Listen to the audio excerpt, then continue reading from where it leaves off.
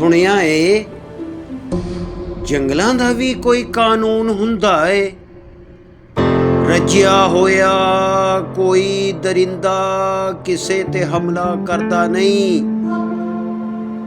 ਆਪਣੀ ਖਾ ਕੇ ਮਾੜਿਆਂ ਲਈ ਖੁਰਾਕ ਦੀ ਬੋਟੀ ਛੱਡ ਦਿੰਦਾ ਏ। ਹਿਰਸ ਦਿਲਾਂ ਚੋਂ ਕੱਢ ਦਿੰਦਾ ਏ। ਸੁਣਿਆ ਏ ਜੰਗਲ ਤੇ ਜਦ ਭਾਰ ਪਵੇ ਤਾਂ ਸਾਰੇ ਪੰਛੀ ਜਾਗ ਜਾਂਦੇ ਨੇ, ਇੱਕ ਦੂਜੇ ਦੀ ਜਾਨ ਦੀ ਖਾਤਰ ਆਪਣੀ ਬਾਜ਼ੀ ਹਾਰ ਜਾਂਦੇ ਨੇ। ਸੁਣਿਆ ਏ ਸ਼ੇਰ ਦੀ ਜੋੜੀ ਜਦੋਂ ਕਿਸੇ ਸ਼ਿਕਾਰੀ ਹੱਥੀ ਚੜ ਜਾਂਦੀ ਏ, ਉਹਦੇ ਨਿੱਕੇ ਬਾਲਾਂ ਨੂੰ ਫੇਰ ਬੱਕਰੀ ਦੁੱਧ ਪਿਆਂਦੀ ਏ।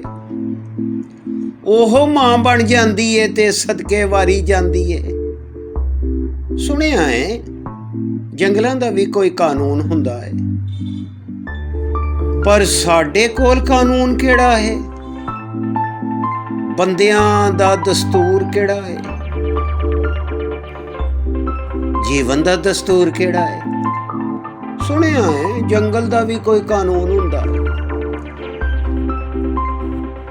ਸੁਣਿਆ ਹੈ ਜੰਗਲ ਦਾ ਵੀ ਕੋਈ ਕਾਨੂੰਨ ਹੁੰਦਾ ਹੈ। ਰੱਜਿਆ ਹੋਇਆ ਕੋਈ ਦਰਿੰਦਾ ਕਿਸੇ ਤੇ ਹਮਲਾ ਨਹੀਂ ਕਰਦਾ, ਆਪਣੀ ਖਾ ਕੇ ਮਾੜਿਆਂ ਲਈ ਖੁਰਾਕ ਦੀ ਬੋਟੀ ਛੱਡ ਦਿੰਦਾ ਏ, ਹਿਰਸ ਦਿਲਾਂ ਚੋਂ ਕੱਢ ਦਿੰਦਾ ਏ। ਸੁਣਿਆ ਏ ਜੰਗਲ ਤੇ ਜਦ ਭਾਰ ਪਵੇ ਤਾਂ ਸਾਰੇ ਪੰਛੀ ਜਾਗ ਜਾਂਦੇ ਨੇ, ਇੱਕ ਦੂਜੇ ਦੀ ਜਾਨ ਦੀ ਖਾਤਰ ਆਪਣੀ ਬਾਜ਼ੀ ਹਾਰ ਜਾਂਦੇ ਨੇ।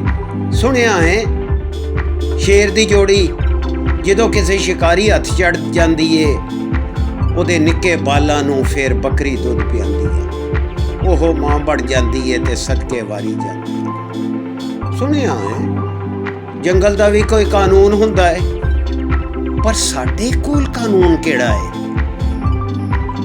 ਬੰਦਿਆਂ ਦਾ ਦਸਤੂਰ ਕਿਹੜਾ ਹੈ? ਜੀਵਨ ਦਾ ਦਸਤੂਰ ਕਿਹੜਾ ਹੈ? ਪਰ ਸੁਣਿਆ ਹੈ ਜੰਗਲ ਦਾ ਵੀ ਕੋਈ ਕਾਨੂੰਨ ਹੁੰਦਾ ਹੈ।